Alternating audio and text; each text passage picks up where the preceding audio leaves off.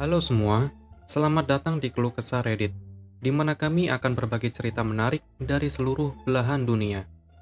Kali ini kami akan membagikan cerita dengan tema Malicious Compliance, yaitu mengisahkan tentang sengaja mengikuti arahan orang sok tahu dengan maksud buruk. Berikut ceritanya. Cerita pertama. Serikat pekerja bermain kotor, sehingga pekerja bermain lebih kotor. Ini terjadi di Texas, daerah anti serikat yang terkenal buruk. Pada awal 2000-an, aku bekerja di pabrik kimia dan seorang kenalan, kami akan memanggilnya Bob, dari agen federal yang tidak ditentukan yang memeriksa pabrikku menceritakan kisah ini kepadaku. Ada unsur balas dendam yang cantik, tetapi karena Bob mengikuti aturan pada saat itu, aku pikir ini termasuk di sini. Bob memberikan kartu namanya kepada beberapa dari kami, dan aku perhatikan kartunya memiliki simbol serikat pekerja di atasnya.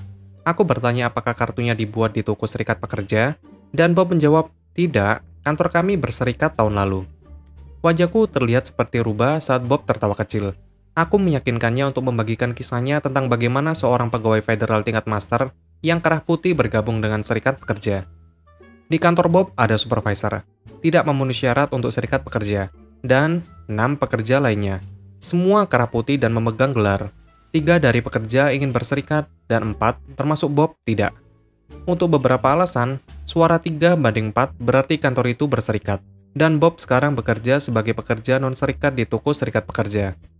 Bob dan ketiga rekan kerjanya yang berpikiran sama tidak terlalu peduli dengan kejahatan serikat pekerja, karena mereka pikir tidak ada yang akan terjadi dari serikat pekerja.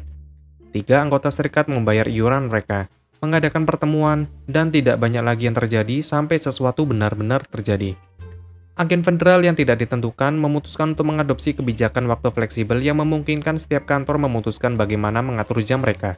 Misalnya, standar 40 jam, seminggu sampai Senin sampai Jumat, 4/10, atau 4 hari kerja selama 10 jam, 9/8, atau Senin sampai Kamis selama 9 jam sehari, dan 8 jam pada hari Jumat minggu pertama, dan Senin sampai Kamis selama 9 jam sehari, dan libur pada hari Jumat minggu kedua.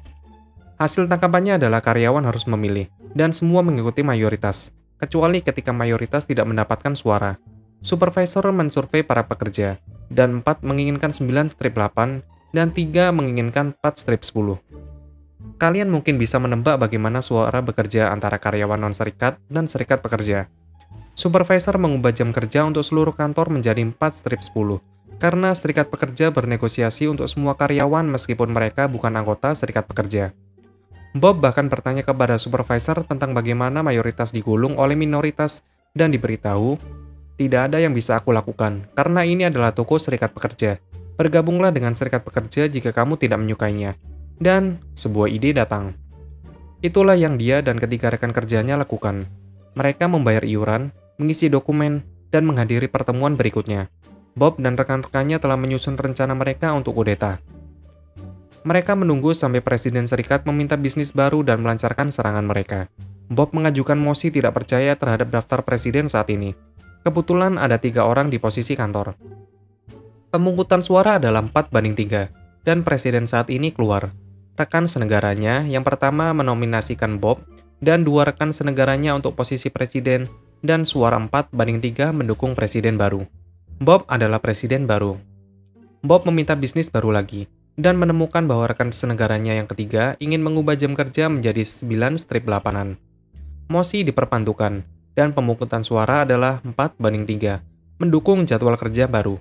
Supervisor mengubah jadwal kerja untuk sebuah kantor menjadi 9/8 pada hari Senin berikutnya. Sekarang penting untuk menunjukkan bahwa anggaran rumah tangga mencaratkan kuorum 50% plus 1 dari anggota untuk menghadiri pertemuan untuk mencapai kuorum. Kuorum sebelumnya yang diperlukan adalah 2 dari 3 anggota, tetapi nomor baru yang diperlukan untuk kuorum adalah 4 orang.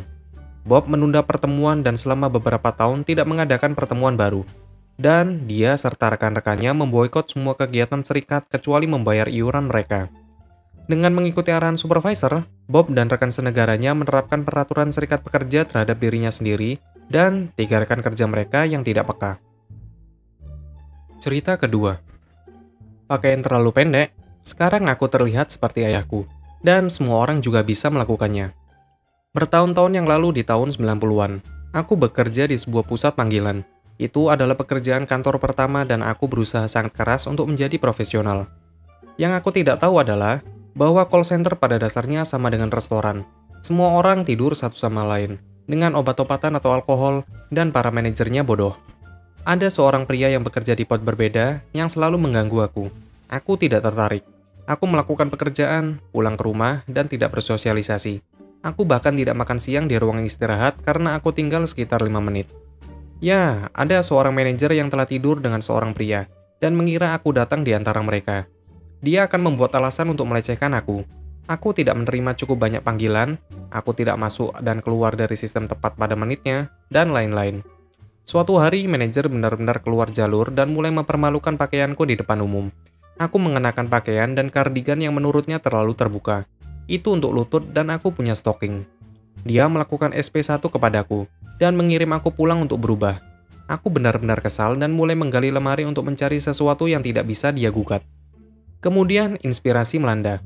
Ayah adalah seorang akuntan buku teks, kaki, kancing lengan pendek, dan dasi. Jadi aku meminjam pakaian darinya. Aku mencari di lemarinya. Dia tidak bisa melihat satupun lekukan. Aku kembali bekerja dan langsung menuju mejaku. Tahukah kalian? Manajer melihat aku dan kaget. Dia menarik aku ke HR mengeluh bahwa aku terlihat tidak profesional. Aku memberitahu HR bahwa inilah yang dikenakan ayahku setiap hari, dan dia adalah seorang profesional yang sempurna. HR setuju bahwa pakaianku dapat diterima, tetapi manajer tidak peduli akan itu. Aturan berpakaiannya spesifik gender, dan dia berpendapat bahwa aku tidak berpakaian seperti wanita. Aku akhirnya pulang ke rumah untuk hari itu daripada berurusan dengan dia lagi. Beberapa hari kemudian, kebijakan aturan berpakaian telah diperbarui dengan bahasa yang tidak jelas tentang tampak profesional, dan bahkan tidak memberikan contoh apa yang pantas. Memo itu diposting di beberapa tempat. Ini berarti semua orang di call center sekarang pada dasarnya bisa memakai apapun yang mereka suka, asalkan bukan jeans robek atau tube top.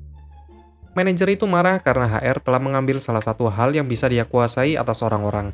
Aku tidak bertahan lebih lama di sana, tetapi mudah-mudahan tidak ada yang pernah mengubah kode berpakaian lagi. Begitulah ceritanya. Apabila kalian suka, kalian bisa like dan berkomentar di bawah. Jangan lupa subscribe untuk membantu channel ini. Sampai bertemu di video selanjutnya.